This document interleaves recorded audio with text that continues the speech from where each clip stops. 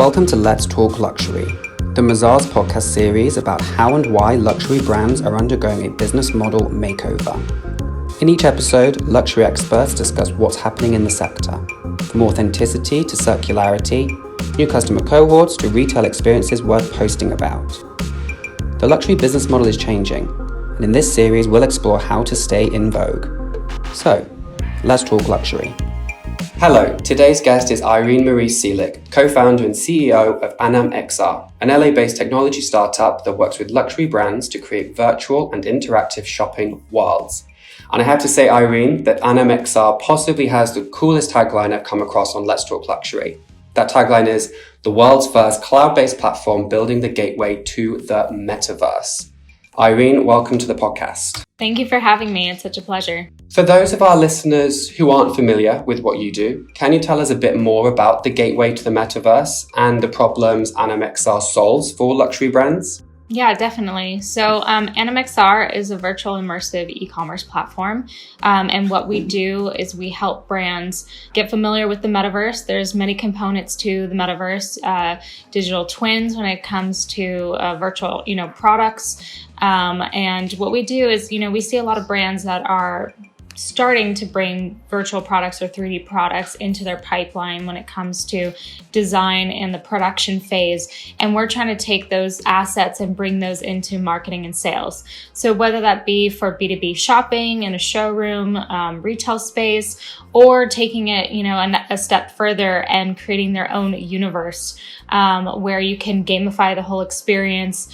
You can have rewards in that experience, whether that be NFT rewards or physical product rewards, and really making it an enjoyable shopping experience unlike any other. And this is a way to really connect to Gen Z, but also connect to the gaming industry as well. We see a lot of, colliding with the gaming industry and how that can play a role with brands to bring new streams of income, new streams of revenue for brands, and ways to communicate to other demographics like never before. Tell us about some of the standout virtual luxury shopping experiences out there. What has the journey been like for luxury brands, and what exactly are you helping them create? Yes. So, for instance, there's a lot of other people in the space who are developing virtual stores and virtual try-on. And, what a lot of those companies are doing are using like 360 viewers or AR. And what we do at 1920x1080 is we're utilizing Unreal Engine, which is one of the, kind of strongest, most highest fidelity game engines out there. And we have built on top of that platform where we can connect our feature sets through SDKs into the Unreal Engine and utilize them so for a full-on shopping experience that connects into existing e-commerce platforms, so for product selling, etc. And one that kind of stands out that we did, one of our first launches actually was with Pangaea. And Pangaea, for those listeners who don't know who Pangaea is, they are a material science company first, but they develop beautiful products made out of new materials that are either, fully compostable or made from sustainable materials, natural materials. And so we decided to do a collaboration with them where we gamified the shopping experience. And their main goal was around their flower down technology. And their flower down technology is made out of flowers, as the name implies. And basically, they wanted to showcase how this was as warm as goose or duck down. And so we transported their community. It was first an internal launch of 300 users for B2B sales, because this was the first time that they were actually going to market their product to, other brands and this material. And then they liked it so much that they launched it to their 1 million followers on social media. And we gamified the storytelling behind Flower Down, how the material is made, how the product itself is made. And through this whole experience, they were then able to shop the collection afterwards. And basically, as a user was kind of going through, all these different storytelling elements of the product. At the end, too, there was a surprise to kind of make it a fun, enjoyable experience. There was a dancing Yeti that was breakdancing and basically had a TikTok song that he was dancing to. So it was kind of interesting, too, because their demographic is also kids. They have a kids line. And so when their parents, for instance, were watching this or going through this experience, the kid would run by and then they would see this, and it was kind of then became an enjoyable experience for all ages. So that was such a great kind of example and case study on how bringing in gaming, but also bringing in 3D products and 3D experiences can reach new demographics, as well as, tell stories that are kind of unable to be told with just 2D website, essentially. You work with brands clearly enthusiastic to do new things to please their customers. Do you think we're moving irreversibly towards ever more virtual experiences for luxury retail? Or do you think that after the pandemic and its effects are somewhat over, that the demand for in-person experiences will push things back in what we know as the more traditional direction? Great question, because we get this a lot as well. Where should brands play? Of course, there's a lot of other gaming platforms out there that you can just join, like Sandbox, or, Fortnite is starting to, with Balenciaga starting to accept digital products and things like that to sell in. And I kind of, bring brands to kind of think about, their whole digital transformation journey. So if you think about it, it was brick and mortar, and my background, actually, I helped and supported a lot of brands on the West Coast in California transition from brick and mortar to e-com. And in those beginning phases, those questions came about too, was, is this going to stay? Do I really need this? And then should I play, with other companies like Revolve we have on the West Coast, but, thinking about Net-a-Porter or thinking about Farfetch, should I play in those spaces and kind of be there, or do I need to have my own? And, of course, playing in both fields is ideal, especially having your own. I always say is great, because you can really, be an owner of your experience, be an owner of what's being told about your brand and the brand aesthetic, etc. So in terms of the pandemic and how that impacts, where we are at today and where we're headed, I definitely think we're kind of past the point where we would be going backwards, with the increase in understanding of blockchain and its power, and, NFTs and how that can play a role in these experiences. I mean, originally when we built out NMXR, we had NFTs in our pipeline. We had digital only in our pipeline, actually, as like kind of a focus, but we really wanted to be able to allow brands to take these steps, and not rush into things. So that's where we started with virtual showrooms, environment, get them have a taste, have them be able to take their digital assets if they do have them, or get them familiar with them if they don't have them, and bring them in, see how that can impact their bottom line, how it also can impact their triple bottom line. So thinking about sustainability as well.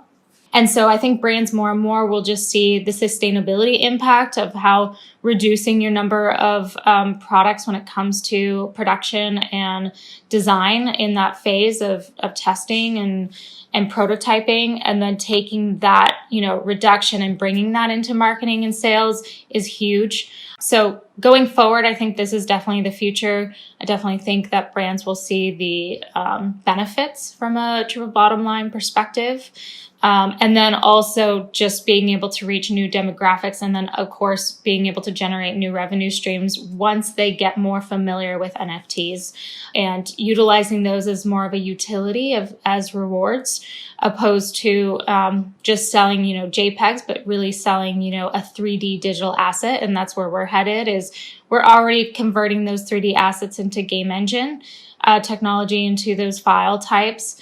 And they can then start utilizing those into other metaverses maybe they want to join, as well as having their own. That's where we see the future. You've mentioned brand collaborations, flower downs, and reduction in the name of sustainability, and a couple of times NFTs. The world of luxury is clearly changing a lot and changing fast. How do you think customers will discover, love, and buy luxury fashion in, say, 10 years, around the 2030 mark? So I definitely see, something that we've been working on in the background as well is looking at how you can take those, like I was saying, those 3D assets and, reconvert those into game engine technology. We also enable so that they're perfectly aligned with AR viewers, whether that be, utilized on Snapchat in the lenses, social media across, all social media platforms essentially, or also selling it as like a filter for Zoom calls and things like that. So there's a lot of different utilities in which that digital fashion can be utilized for. And that's where I see that definitely, 2030, it seems like it's far away, but it's actually kind of close. We're already almost in 2022.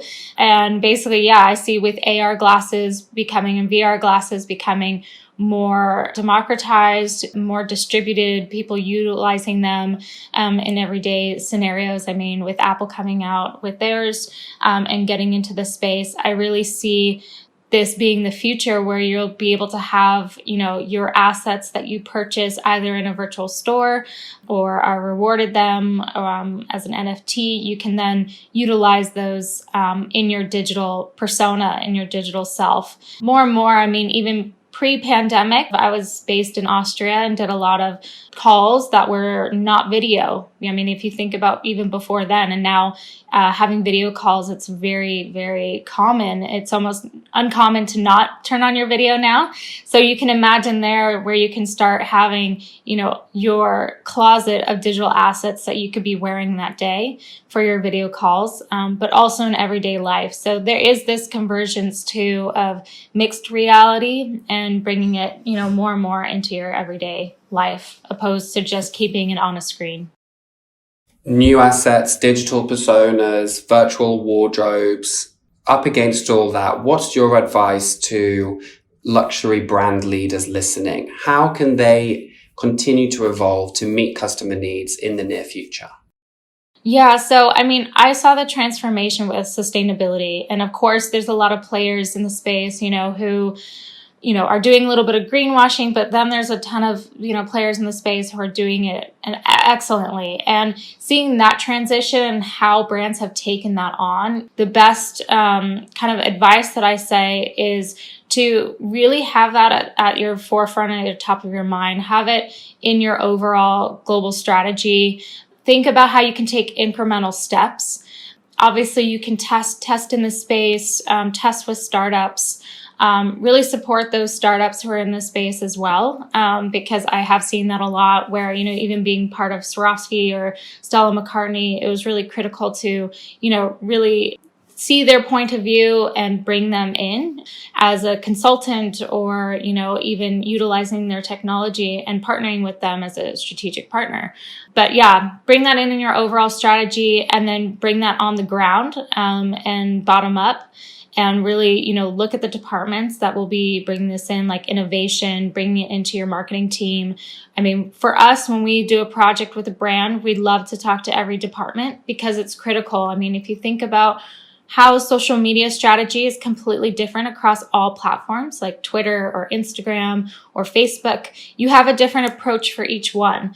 And so something that we also like to, communicate to those marketing teams is the metaverse is another thing that you need to think about, a different strategy that's involved. So it's important to think that way and to not just think, whatever we're doing for social media, like paid ads, et cetera, to get people to these, new forms of communication and immersion. We should use the same strategy. No, rethink your strategy. Take the time to rethink the strategy, work with your innovation team, work with startups to really develop out, what is that long-term vision and where do you want to take this and how that can impact your revenue and how that can impact your sustainability and reduction on cost and CO2 emissions, essentially. Thank you, Irene Marie Seelig, co-founder and CEO of Anamexa, for your time today and giving us a glimpse of the new luxury universe opening up ahead of us. Thank you so much. Thanks for having me. Thanks for listening to this episode of Let's Talk Luxury.